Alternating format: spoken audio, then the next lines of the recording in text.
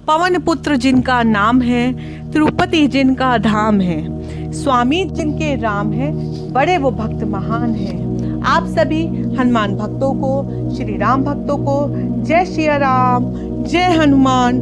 हम में से अधिकतर लोग यही मानते हैं कि हनुमान चालीसा की रचना रामायण के जमाने की है या फिर शास्त्रों में लिखी गई है। लेकिन क्या आप जानते हैं कि हनुमान चालीसा की रचना क्यों, कैसे और किसने की? श्री हनुमान को संकट मोचन कहा गया है। वे पल भर में ही भक्तों के बड़े से बड़े संकट को समाप्त कर देते हैं। हनुमान जी राम और सीता के आशीर्वाद से अष्ट चिरंजीव में शामिल हैं। अतः वह भगवान शिव की तरह ही तुरंत प्रसन्न होने वाले व भक्तों पर सर्वस्व निछावर करने वाले हैं। ऐसी मान्यता है कि हनुमान जी का जन्म मंगलवार को हुआ था। अतः मंगलवार को इनकी पूजा का विशेष महत्व है। जहाँ जहाँ सिया राम का नाम पूरी श्रद्धा के साथ लिया जाता है, वो हनुमान जी वहाँ किसी न किसी रूप में अवश्य प्रकट होते हैं। वैसे तो इनकी पूजा किसी भी वार, किसी भी समय पर की जाती है, लेकिन ऐसा माना जाता है कि मंगलवार को की गई हनुमान जी की पूजा विशेष फल देने वाली है। कुछ भक्त प्रतिदिन हनुमान चालीसा व सुंदरकांड का पाठ करते हैं, लेकिन मंगलवार के दिन अधिकांश श्रद्धालु हनुमान चालीसा व सुंदरकांड का पाठ करते हैं। इसलिए कभी आपके दिमाग में यह प्रश्न आया तो होगा कि हनुमान चालीसा की रचना किसने, कब की? तो आइए जानते हैं कि हनुमान चालीसा की रचना का इतिहास क्या है। इसकी रचना गोस्वामी तुलसीदास जी ने की थी।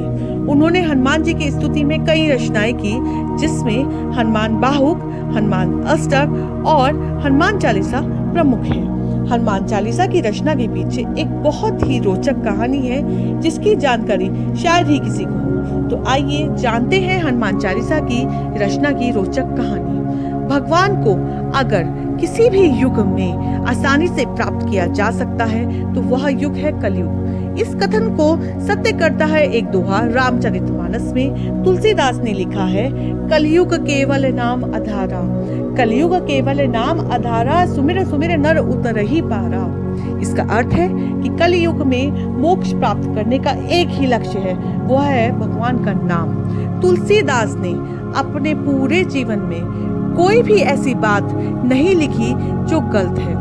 उन्होंने इस जगत को बहुत ही सुंदर सुंदर रचनाएं दी हैं। बात उस समय की है जब भारत पर मुगल सम्राट अकबर का राज था। सुबह का समय था। एक महिला ने पूजा से लौटते हुए तुलसीदास के पैर छुए। उन्होंने नियमानुसार उसे सौभाग्यशाली होने का आशीर्वाद दे दिया। आशीर्वाद मिलते ही महिला फूट फूट कर रोने लगी और रोते ही उसने बताया कि अभी अभी उसके पति की मृत्यु हो गई है। इस बात का पता चलने पर भी तुलसीदास जी जरा भी विचलित नहीं हुए और वे अपने आशीर्वाद को लेकर पूरी तरह से आश्वस्त थे, क्योंकि उन्हें इस बात का ज्ञान भली भांति था कि भगवान राम बिगड़ी बात संभाल लेंगे और उनका आशीर्वाद खाली नहीं जाएगा।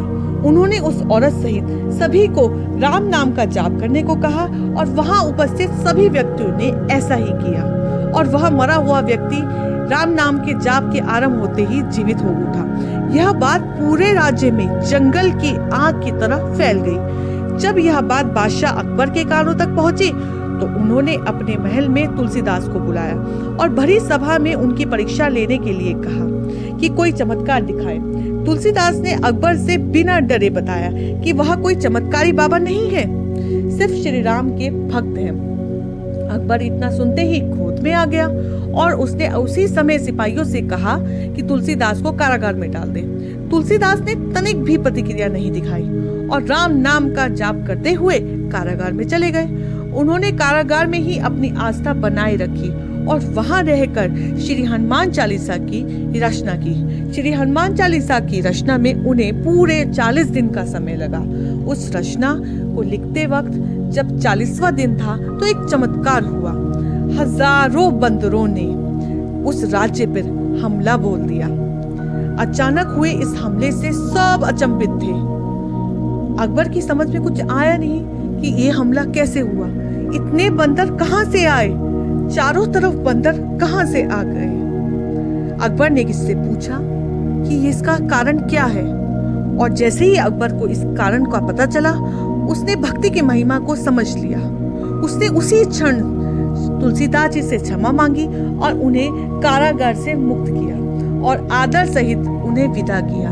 इतना ही नहीं, अकबर ने उस दिन के बाद तुलसीदास से जीवन भर मित्रता निभाई। इसी प्रकार तुलसीदास ने राम नाम लेकर हनुमान चालीसा की रचना की और जय सिया राम जय हनुमान बोलते गए। दोस्तों, अगर आपको मेरी ये इंफॉर्मेशन अच्छी लगी हो तो प्लीज़ लाइक करिए, सब्सक्राइब करिए और आने वाली वीडियो के लिए बेल आइकन दबाइए।